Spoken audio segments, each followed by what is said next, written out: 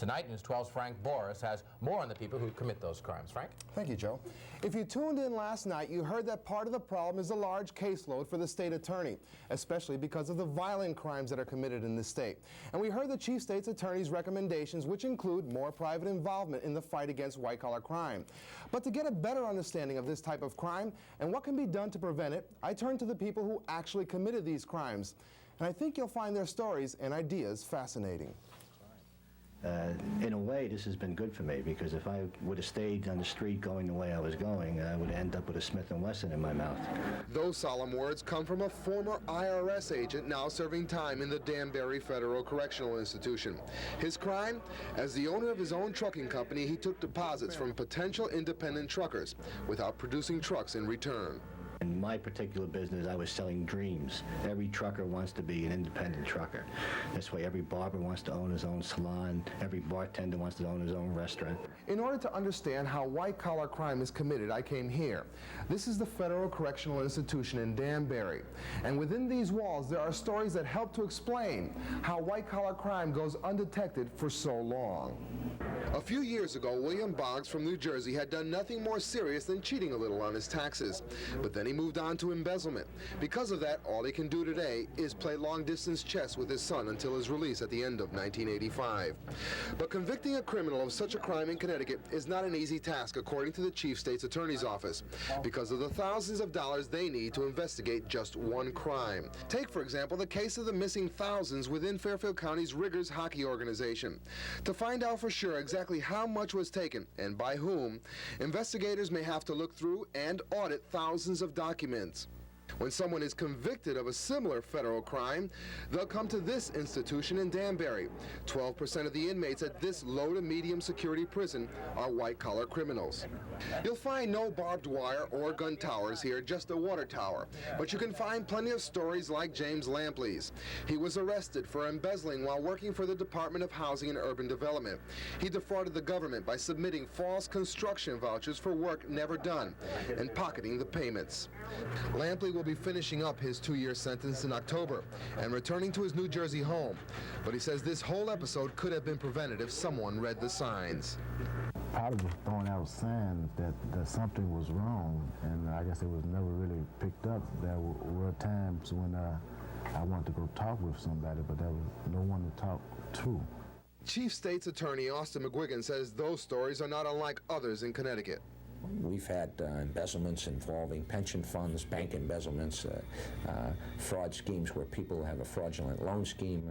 While the quarters here are somewhat comfortable as far as jails go anyway, Steve Hirschnau, a former Connecticut resident, will tell you he can't wait to get out in May.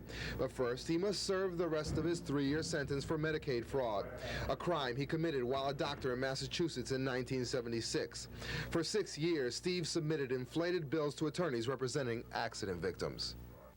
We've seen patients upon referral from an attorney or another chiropractor who also saw some of these patients, and then submitting bills to the attorney so that it would the total fee would be over $500, so that the patient or the client could sue for pain and suffering under the no-fault automobile insurance plans. But Steve says society should share some of the guilt laid on him by the courts. It's the undercurrent of the honesty in the whole society that's at question. The laws are passed by the legislature and assuming that people are basically honest, and I don't think that's a correct assumption. People are always looking for an easy out. They figure they paid for the money for the insurance, why shouldn't they collect? What's the motivation for these crimes?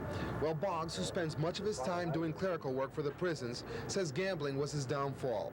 Lampley, a Vietnam veteran who used to have a drinking problem, says the liquor and the war's effects on him contributed to his crime. But another major factor was just how easy it was to get hold of the government vouchers. But Steve, who may have accumulated millions in illegal Medicaid money, had a more typical motivation.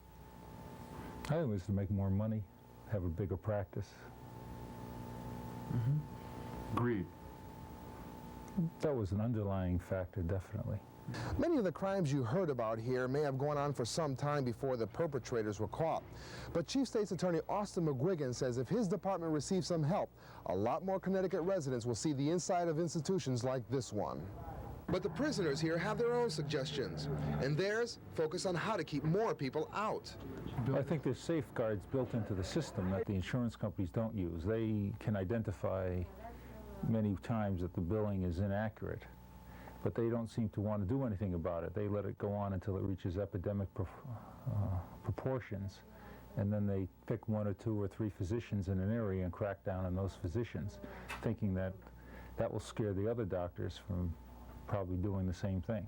They not only took my word for it, they would go to the Better Business Bureau and places like Dun & Bradstreet, and these people wouldn't check out beyond that. And Dun & Bradstreet will print anything you tell them to print. So if I told D&B I was in business for 5 years and had $3 million of assets, that's what they would tell the customers. If I told Better Business Bureau that I had been in business for 10 years, that's what they would tell the customers. How about if you were hired by HUD to do security for them? What would you suggest?